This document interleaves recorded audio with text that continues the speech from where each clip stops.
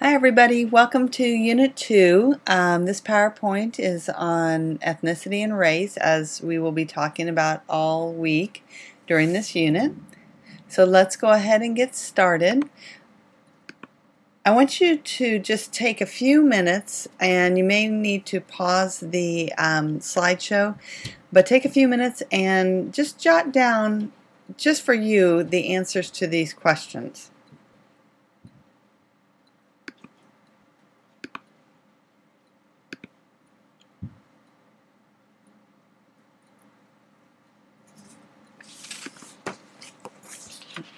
So let's look at what the book says that ethnicity is. Basically focuses on an individual's national origins. Again, culture that we talked about last week is included in that. And remember, that's the symbols, the values, beliefs, norms, and language of a group. But your ethnicity changes over time. For example, an Asian American 75 years ago, that ethnic group is not the same as Asian Americans look today. And with ethnicity, in 2006, 22% of the U.S. population identified with two or more national origins. So now let's look at race. Basically, in the United States, we use the terms race and ethnicity interchangeably. And another interesting fact is the second bullet point that I want you to think about. Racial groups are comprised of many ethnic groups, and ethnic groups may include members of more than one racial group. So if you think about Hispanic, you can have black people that are Hispanic. You can have white people that are also considered Hispanic. And sometimes when you see forms and that kind of thing, there's classification that it really impose artificial and limiting boundaries for individuals that form multiple ethnic groups. And one example of this is on a form you may see Asian Pacific Islander as something that you can check as your ethnicity or race, but those are so different. So anyway, just thinking about race and ethnicity this week.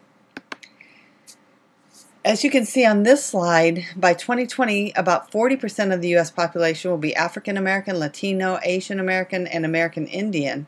And by 2050, that these groups will comprise about 50% of our population. But we knew that we're a very multicultural society already. 300 ethnic groups in the United States. But out of these, only about 1.5% of the total population are not immigrants. So we really are a nation of immigrants. Now that could be from involuntary things like slavery. It could be voluntary reasons to escape religious, economic, and or political conditions.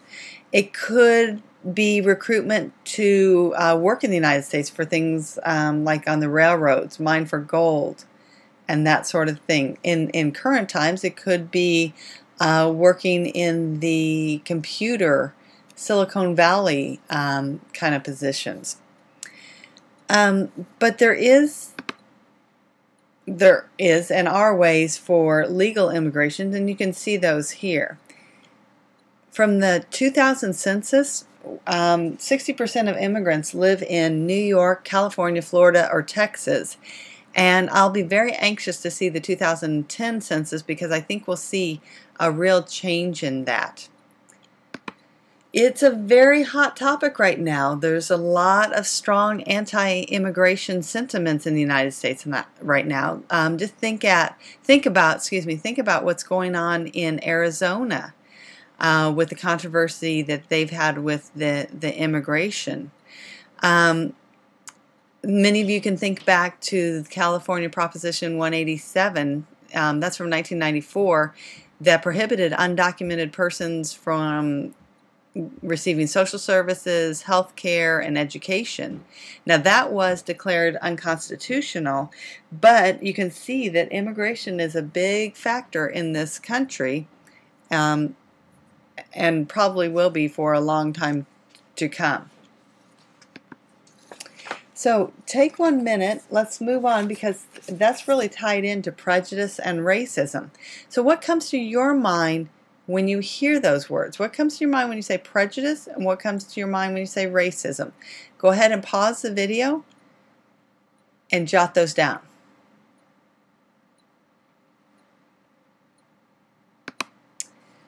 Our book says that prejudice is a set of preconceived negative attitudes and judgments toward a group of people. And then racism is their differential levels of access to prestige, power, and privilege based on culture, ethnicity, and race. So it may or may not be the color of your skin, but you may be prejudiced against skinny people or tall people, etc., because everyone has prejudices. You know, we like to say, oh no, I don't have any prejudice, but because of our background, because of our experiences, everybody has some prejudice.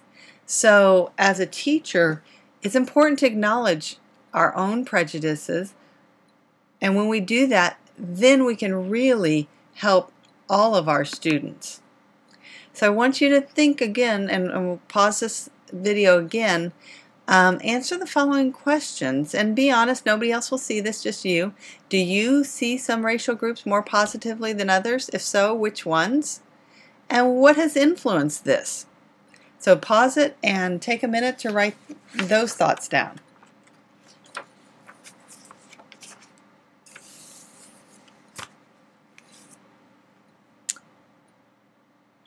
As I said, you'll be a better teacher if you really think through things before you're in the classroom and think about your experiences, your expectations, your background, and how that influences your teaching today.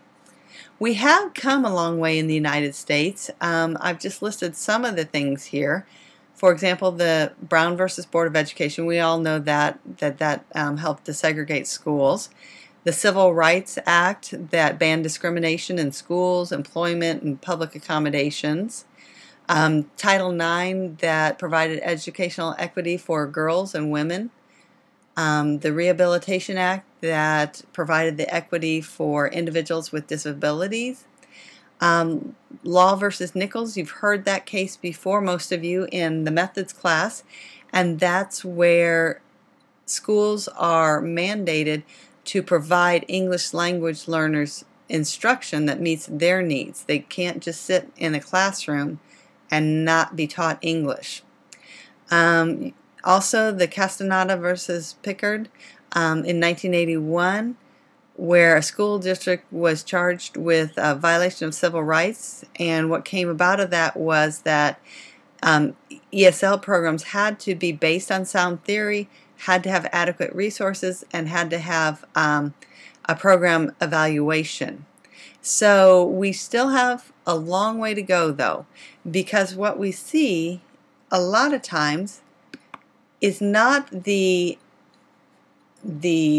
purposeful outward racism, but what we still see is institutional racism that is usually unintentional, but it's just kind of how it's been and how we do things, and we're not thinking from another point of view.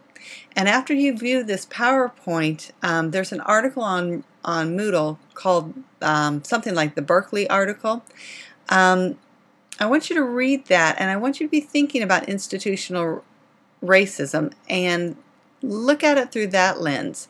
You'll be answering some questions, thinking about some questions, and posting your thoughts on the forum about that article. So just think about it through that lens. So let's go on and look at education and race.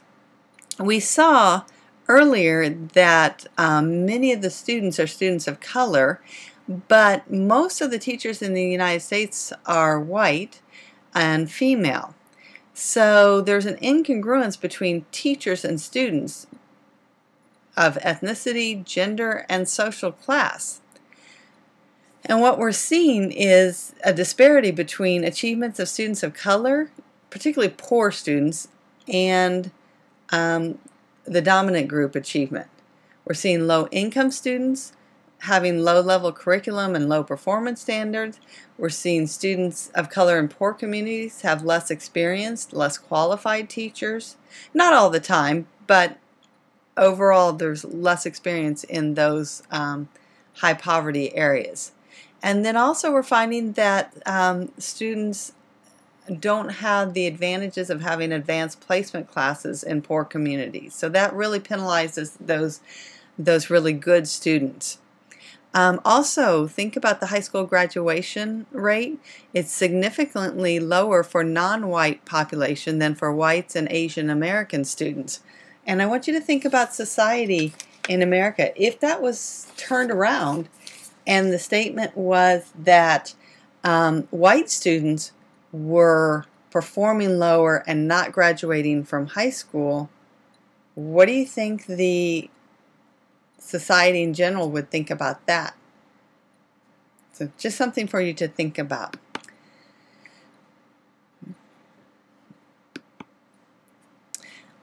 Many of the teachers have said, "Oh, I'm not prejudiced, I'm not racist, so I don't see color. I don't know if my kids are black or white or Hispanic." But that doesn't work. And just take a second and read through this slide.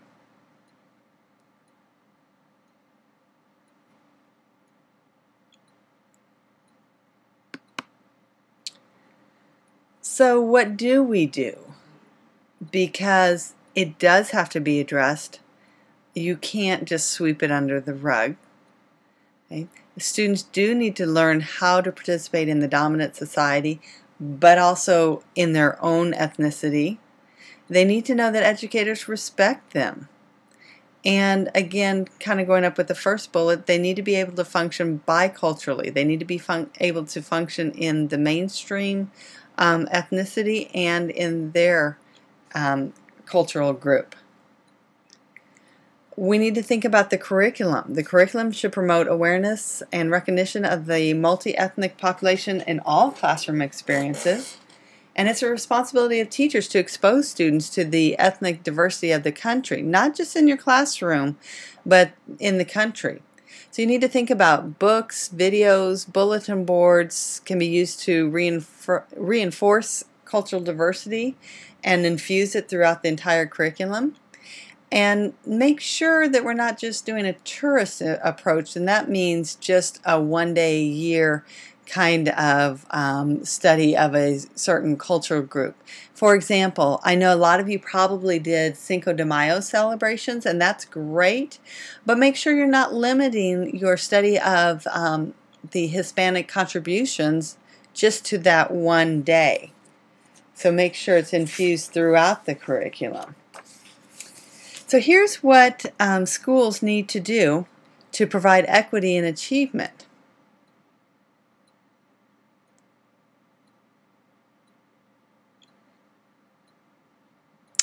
Is your school one that's doing this? I want you to really think about that. Our assignment for this week is to complete the AYP subgroup assignment. You can look back in the syllabus for more directions, but basically you'll identify a subgroup in your school that performs differently than other groups, and ask yourself the 3 questions that are listed in the syllabus, and then ask 3 staff members those same questions. After collecting this, see if your thoughts are the same as the other staff. And you'll just record that in a 1 to 2 page paper. It's not actually due till June 3rd, but I wanted you to have some time to work on this without being stressed, as I know school is winding down and that sort of thing. So I hope you enjoy this unit. I hope it makes you think a little bit about the lens that you view the world, the experiences that you have had, and how that affects your teaching.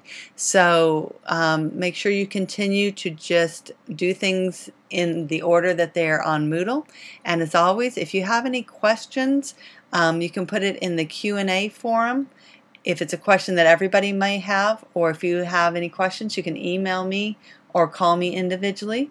I'll be glad to hear from you, and I hope you enjoy the rest of the week. Thanks for listening.